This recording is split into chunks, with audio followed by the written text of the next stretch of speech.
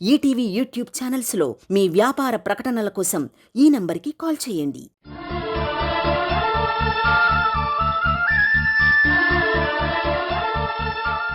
అయ్యయ్యో, శుభమా అని నల్లపూసల కార్యక్రమం చేసుకుంటుంటే ఇలా పూసలన్నీ నేలపాలయ్యాయేంటి? భాగ్యం. ఇంకేముంది, అరిష్టం అరిష్టం. అయ్యయ్యో,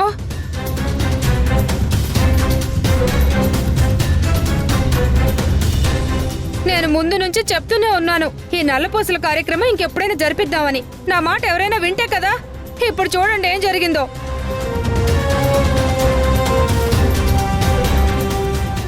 అసలు దీనంతటికీ కారణం వీణానే అల్లుడు. ఈ వీణ నీతో ఎక్కువ రోజులు కాపురం చేసే మనిషి కాదు కాబట్టే పూజలో పెట్టాల్సిన నల్లపూసలు ఇలా నేల మీద జారిపడ్డాయి.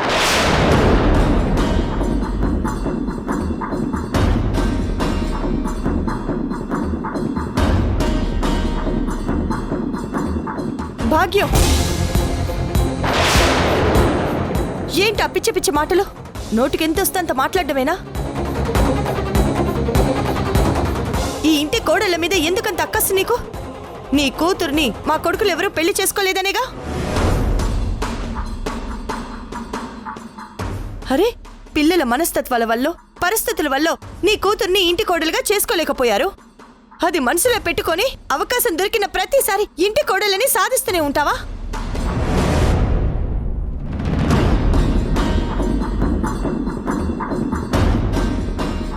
ఇదివరకు కూడా అంతే. వేద స్త్రీల విషయంలో కూడా తులసి ముఖ విషయంలో ఇలాగే గొడవ చేశావు. ఇప్పుడు అలాగే చేస్తున్నావు.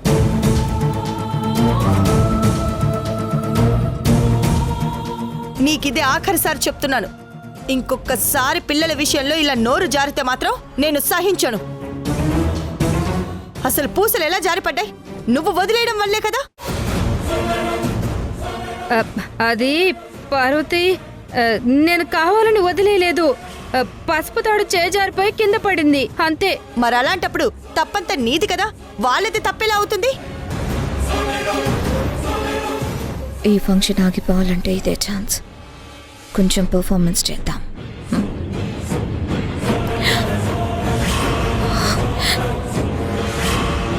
ఏ ముహూర్తాన్ని పుట్టాను కానీ నా జాతకం ఏంటి అత్తయ్య ఇలా ఉంది?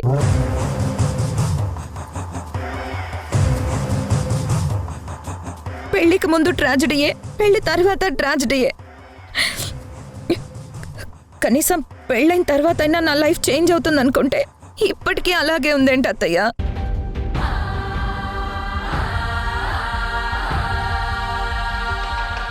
పూసల కింద పడ్డం అరిష్టం అంటున్నారు కాబట్టి ఇప్పుడు నేను ఈ పూసలు మెళ్ళో వేసుకోలేనత్తయ్యా. మనం మన ఆచారాల్ని నమ్ముతున్నాం వీణా. వాటిని కూడా మనమేమీ గుడ్డిగా నమ్మడం లేదు. ఇప్పుడు మీరు చెప్తున్న అరిష్టం అనేది నమ్మకం కాదు, ఒక మూఢనమ్మకం.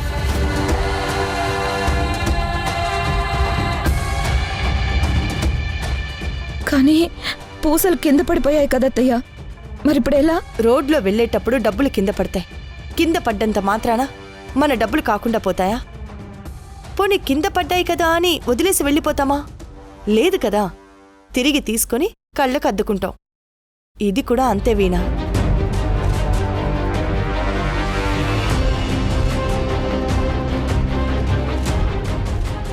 అత్తయ్యని నేను చెప్తున్నాను కదా, మరేమీ పర్వాలేదు. కానీ అత్తయ్య అదే వీణా, అత్తయ్యగారే పర్వాలేదని చెప్తుంటే ఇంకేంటి నీ ప్రాబ్లం? భాగ్యం, పూసలు మళ్ళీ ఎక్కిద్దాం. వచ్చి కూర్చో, వచ్చి కూర్చో.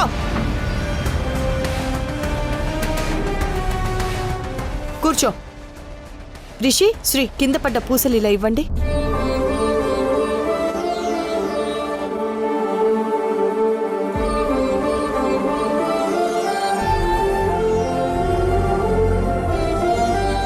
ఇంక తప్పేలా లేదు.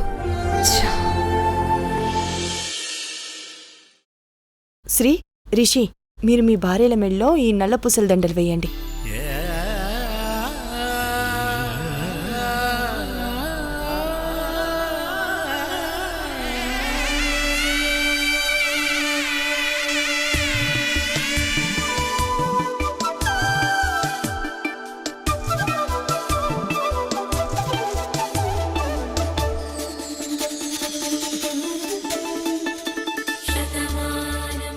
అత్తయ్య. మమ్మల్ని ఆశీర్వదించండి అత్తయ్య. నిండు నూరేళ్లు చల్లగా ఉండండి. అమ్మా మమ్మల్ని కూడా రావినా రా. రండి. నిండు నూరేళ్లు చల్లగా వర్ధిల్లాలి.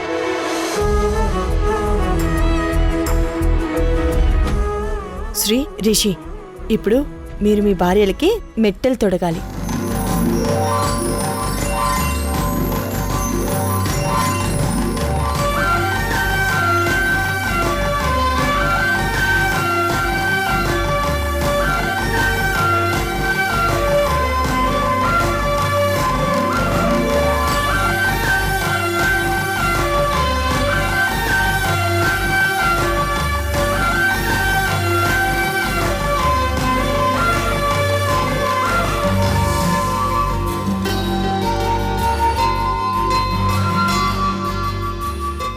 సరే, తర్వాత మీ భార్యాభర్తలిద్దరూ ఏ జంట కా జంట ఒకరికొకరు ఈ స్వీట్స్ తినిపించుకోవాలి.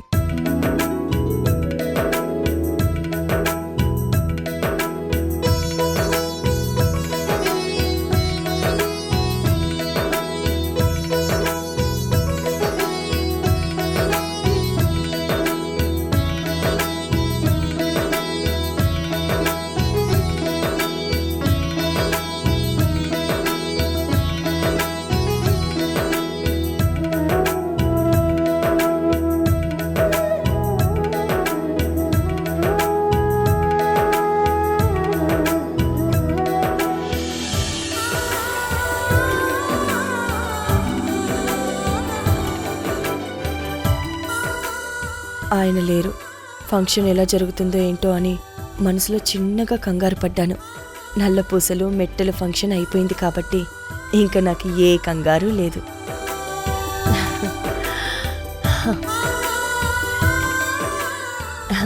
మీ నలుగురు ఎప్పుడు ఇలాగే సంతోషంగా సుఖంగా ఉండాలి.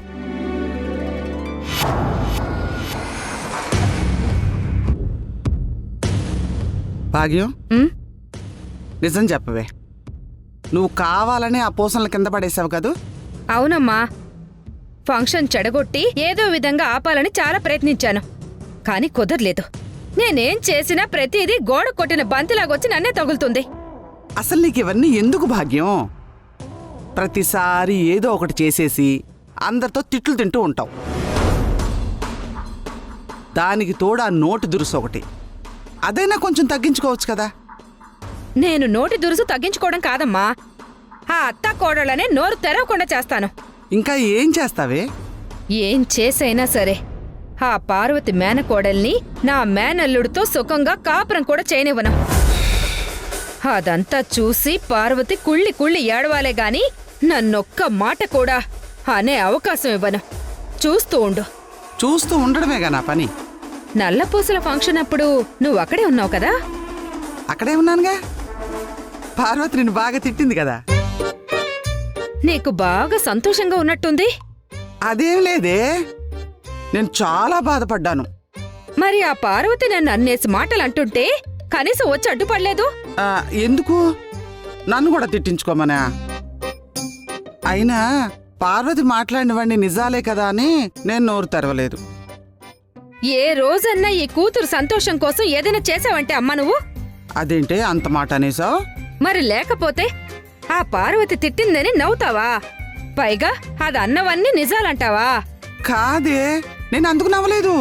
నువ్వెందుకు నవ్వావో నాకు బాగా తెలుసు, కాని నేనేం చేస్తానో నీకు తెలీదు. చూస్తూ ఉండండి, మీ అత్తా కోడళ్ళ ముగ్గురు సంగతి చెప్తాను. నన్ను వదిలేవే తల్లి. నేనేం చేశానని ఇప్పుడు? ఏదైనా ఉంటే మీరు తేల్చుకోండి. తేల్చుకుంటాను.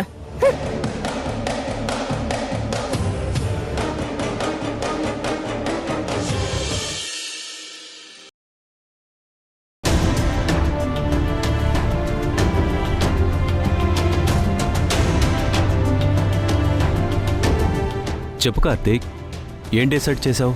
మీరు చెప్పిన బిజినెస్ ప్రపోజల్ గురించి బాగా ఆలోచించాను. ఫైనల్గా సరస్వతి టెక్స్టైల్ ఇండస్ట్రీకి మెటీరియల్ సప్లై చేయడానికి ఒప్పుకుంటున్నానని చెప్పడానికి వచ్చాను.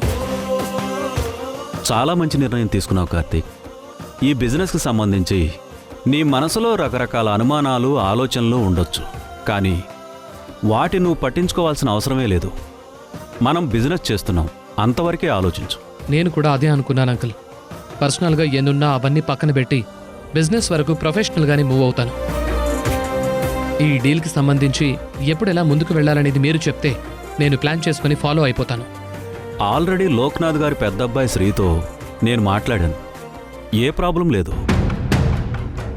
అగ్రిమెంట్ సంగతి కూడా నేను చూసుకుంటాను. ఈలోగా నువ్వు ఒకసారి వెళ్ళి తనని కలిసి మిగిలిన విషయాలు మాట్లాడు. అలాగే మెటీరియల్ సప్లై విషయంలో ఎలాంటి భయాలు పెట్టుకోవాల్సిన పని లేదని వాళ్ళకు కొంచెం కాన్ఫిడెన్స్ ఇవ్వు. తప్పకుండా అంకుల్, నేను మాట్లాడతాను. సరే అంకుల్, ఇక నేను బయలుదేరుతాను. Okay Karthik, all the best. Thank you uncle.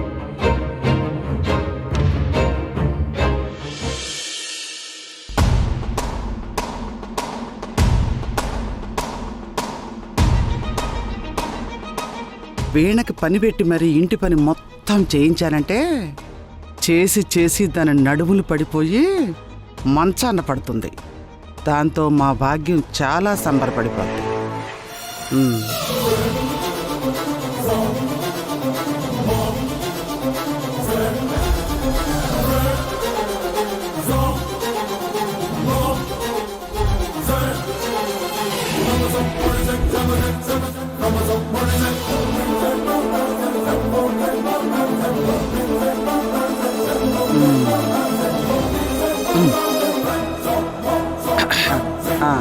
Parvati, Parvati, Parvati, వస్తున్నానత్తయ్య.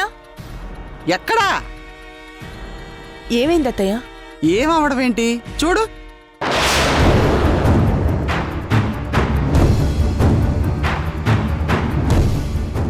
వేద, అయ్యో. అరే అసలు కొంచెం కూడా శుభ్రత లేకపోతే ఎలాగా? లేవగానే ఇల్లంతా శుభ్రం చేసుకోవచ్చుగా.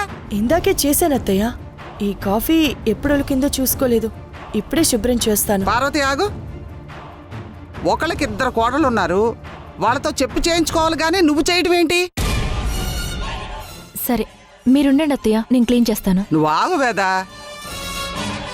నువ్వు ఒక్కదానివేనా ఇంటి కోడలివి? వీణ కూడా ఇంటి కోడలే కదా. పనులన్నీ మీరే చేయాలా? వీణేం చేయదా? ఈ ముసలిదేంటి నన్ను కార్నర్ చేస్తుంది? ఏంటి వీణ చూస్తూ నిలబడ్డా? పెద్ద కోడలుకున్న ఇంటి బాధ్యతలు చిన్న కోడలివి నీకు లేవా? ఎప్పుడు తిని కూర్చోవడమేనా? ఇంట్లో ఏ పని చేయవా? ఏంటి పార్వతి, నీ మేనకోడలు కదా అని నెత్తినెక్కించుకుంటున్నావా? వీణతో ఒక్క పని కూడా చేయించట్లేదు?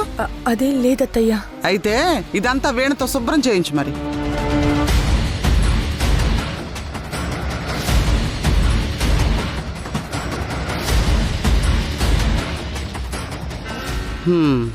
పెళ్లి నడకలు.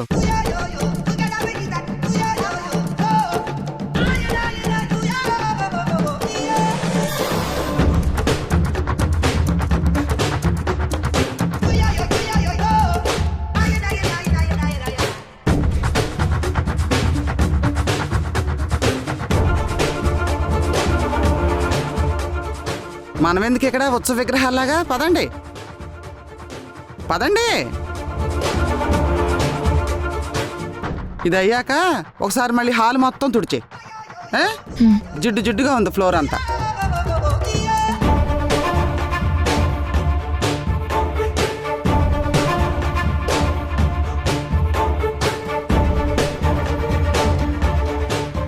ఈ ముసలిది కావాలని నన్ను టార్గెట్ చేసింది.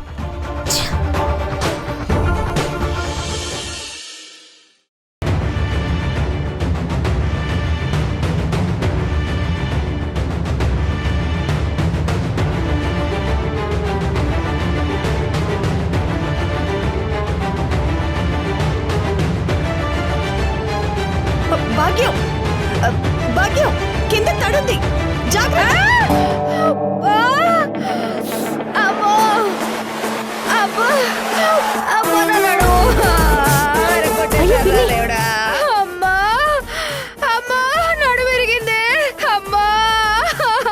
అయ్యో ఏమైంది? కప్పలా నేల కట్టుకున్నా?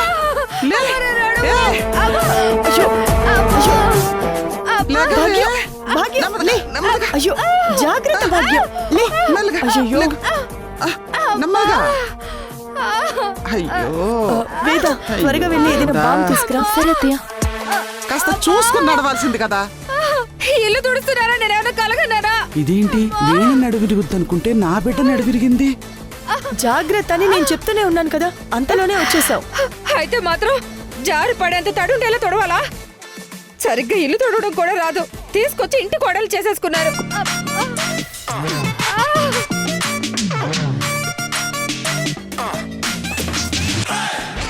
ఒక్క పని చేత కాదు, చెప్పేదాకా ఏ పని చేయదు. చేసిందంటే ఇదిగో ఇలా చేస్తుంది. అంతా మా కర్మ.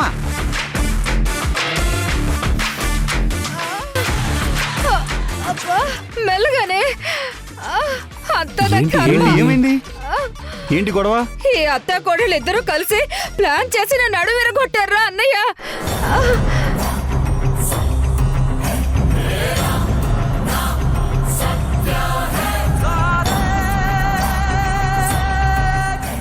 ఏమైంది పార్వతి? అది వీణ ఇల్లు తుడుస్తుంటే వచ్చి కాలు జారి పడిందండి.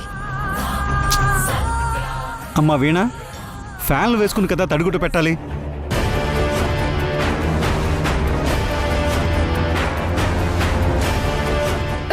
కావాలని చేసి ఉంటుంది. మంచి ఛాన్స్ మిస్ చేసుకోకూడదు.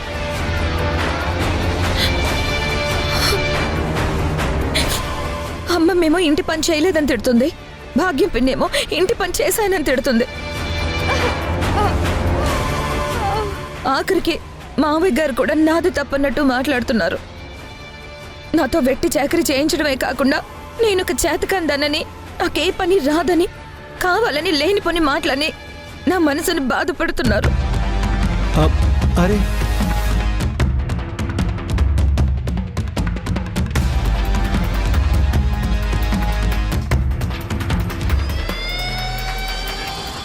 ఇదిలాగే కంటిన్యూ అయితే ఒక్క క్షణం కూడా నేను ఈ ఇంట్లో ఉండలేను అత్తయ్య. వీణ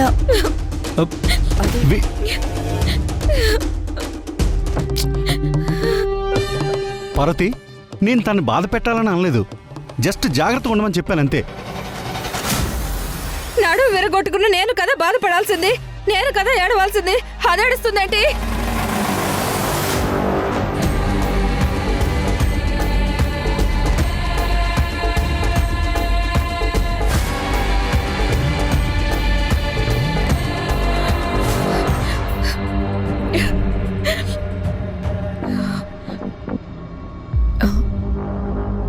నా వెనకాలే అత్తయ్య రావాలి కదా, ఇంకా రాలేదేంటి?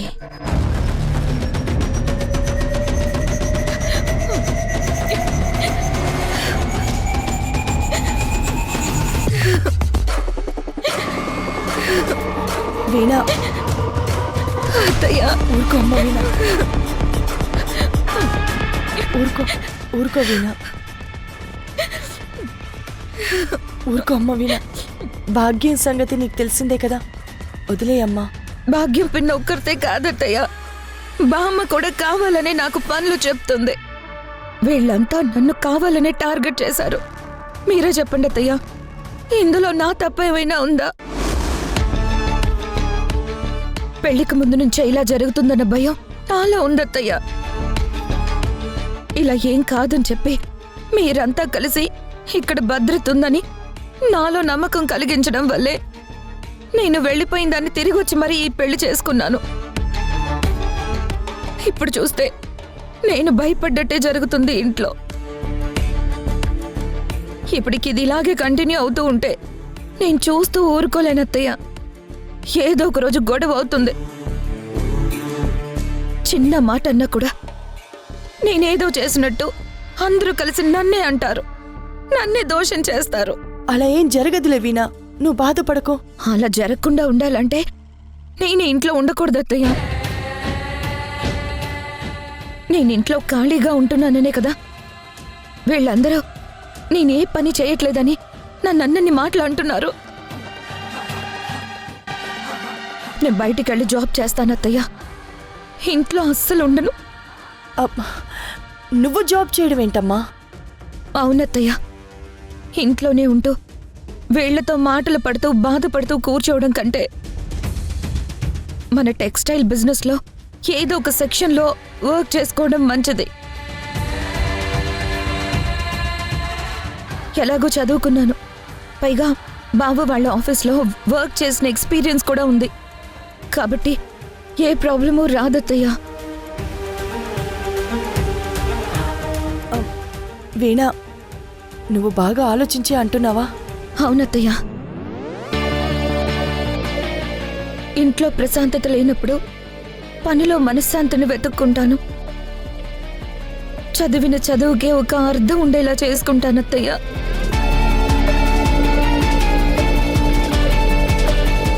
అమ్మాయిలంటే ఇంటి పనే కాదు, మగాళ్లతో సమానంగా పనిచేసి పేరు సంపాదించగలరని నిరూపిస్తాను.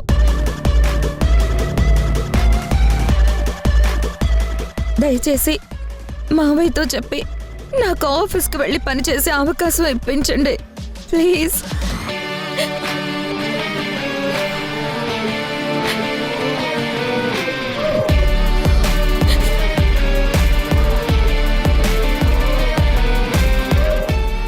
రిషితో పెళ్లి జరిగేలా చేసి నాకు కొత్త జీవితాన్ని ఇచ్చావు.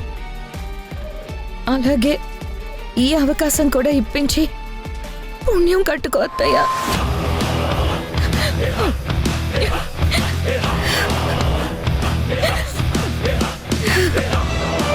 ప్లీజ్ అత్తయ్యా.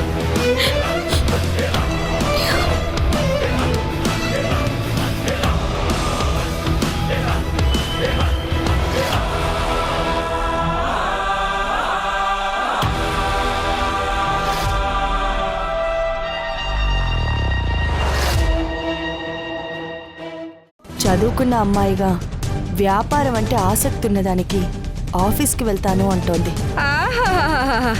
కోడలు ఆశపడ్డం, అత్తయ్య ఎగిరెగిరి అందివ్వాలనుకోవడం. తను కూడా నేర్చుకుంటుందండి. మన ఆఫీస్లో మనం అవకాశం ఇస్తే వాళ్ళని ప్రోత్సహించిన వాళ్ళం అవుతాం. ఏంటి ప్రోత్సహించేది? ఆడోళ్ళు ఆఫీసులకు వెళ్ళి పనిచేయడాలు మా ఇంట్లో లేవు. కొత్త కొత్తవి తేవాలని చూడకండి. ఇప్పటి వరకు జరిగింది చాలు.